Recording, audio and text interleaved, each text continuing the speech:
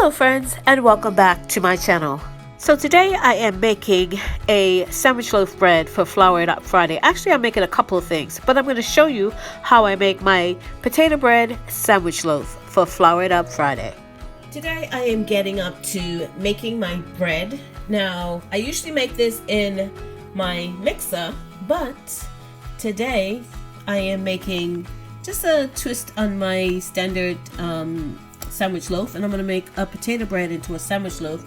And I'm using the recipe out of my bread maker because my mixer is over here, and I'm doing just some drop cookies. I'm doing 3 batches in one, so I'm doing it 3 times the normal because next week we actually have a really busy schedule, and I wanted to have some extra things on hand so I didn't have to cook. Usually I bake about 2 or 3 times a week, and early next week I won't be able to, so I won't I'm hoping this carries over to then, and I'm gonna make some just some packaged muffins, so we have a little bit of baked sweets in the house along with my sandwich bread that I'm going to pull right out of here from my recipe book that came with my bread maker, and that's why I'm using my bread maker. Today I'm going to use sweet potato flakes. I have used these in the past. They come out pretty good.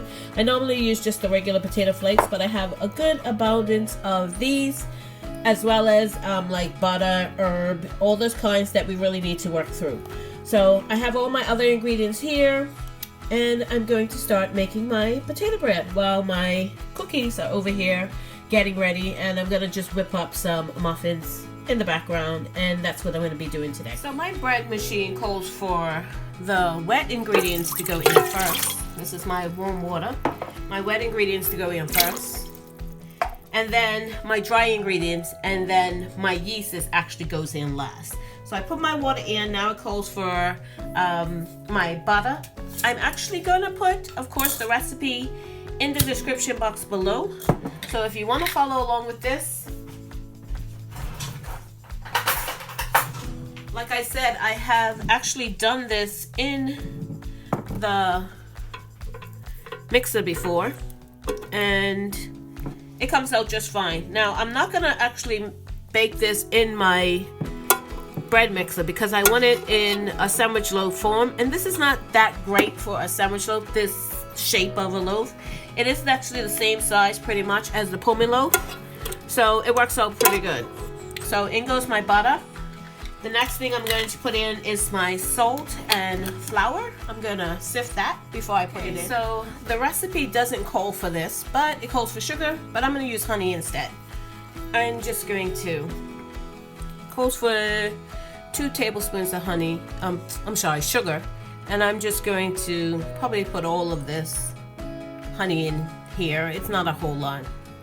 I probably should have used some of that warm water to try and get the rest of this out. So just gonna put that in there, and it just calls for, next thing is the flour. So I got some of that warm water out. You'll never believe how I got some of that out of here.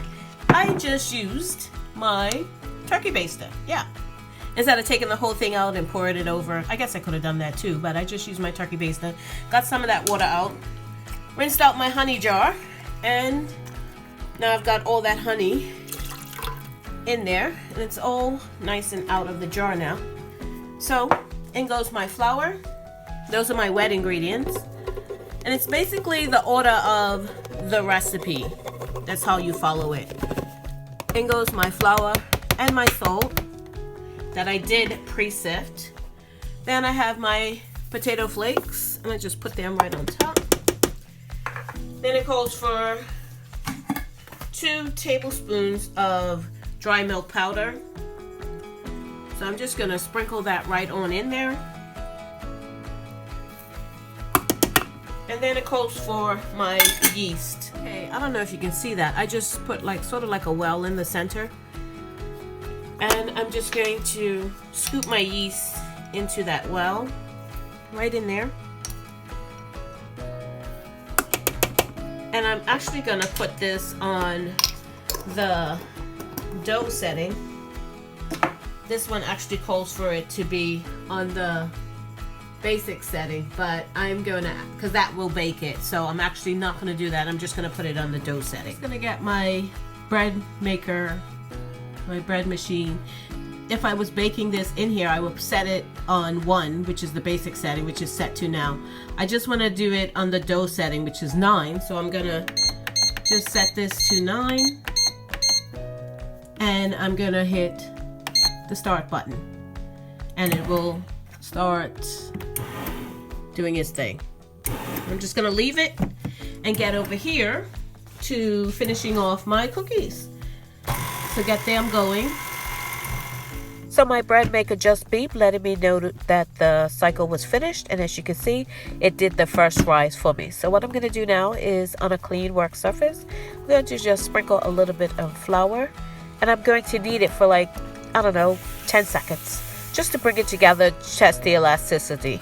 And I'm just going to dump out my dough here, take out my, obviously my mixing hook, my dough hook.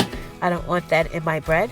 And I'm just going to take that little piece off of here.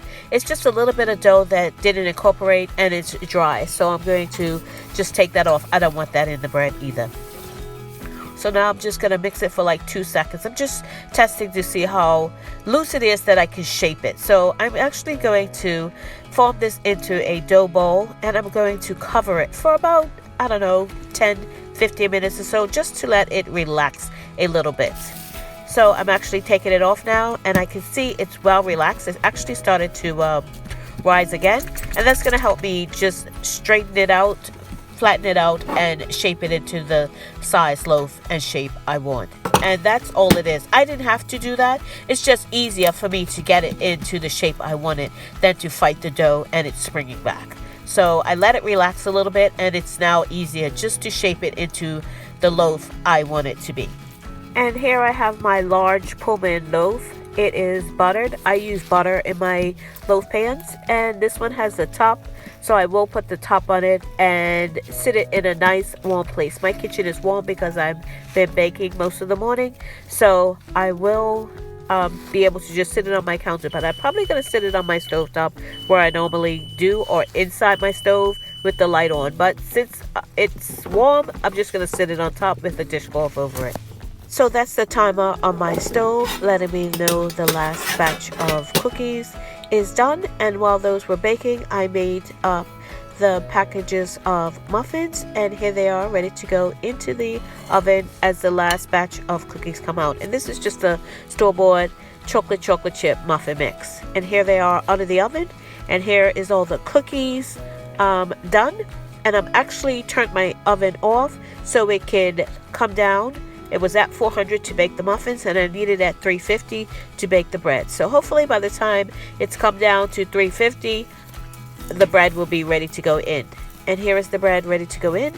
I let it proof a little bit too much. I can't time it, but I'm getting better with taking off the top before it touches. I actually put on plastic halfway through, but I should have put it in a little bit sooner than where it is right now, but I'm pretty sure it will be okay.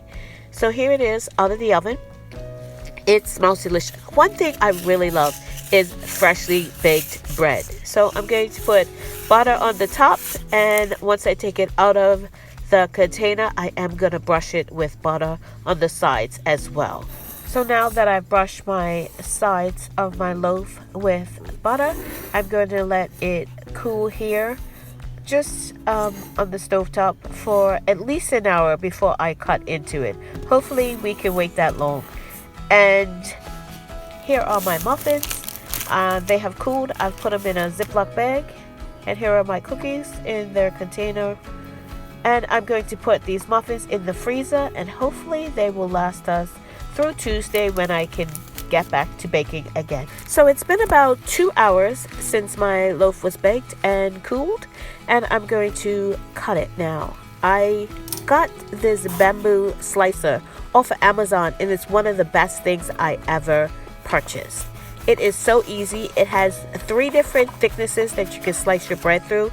It was a game changer for getting straight slices of bread, because I can really jack up some bread. So as you can see, it's a nice tight crumb. It's very soft and moist. I like the ends, and I just put some butter on it. It's still warm. It's not all the way cool, so I'm gonna have to let it cool before I put it away. And it is really good. I don't know why I ever got away from baking potato bread, but I'm pretty sure we're gonna be having this for the next couple of weeks, baking this.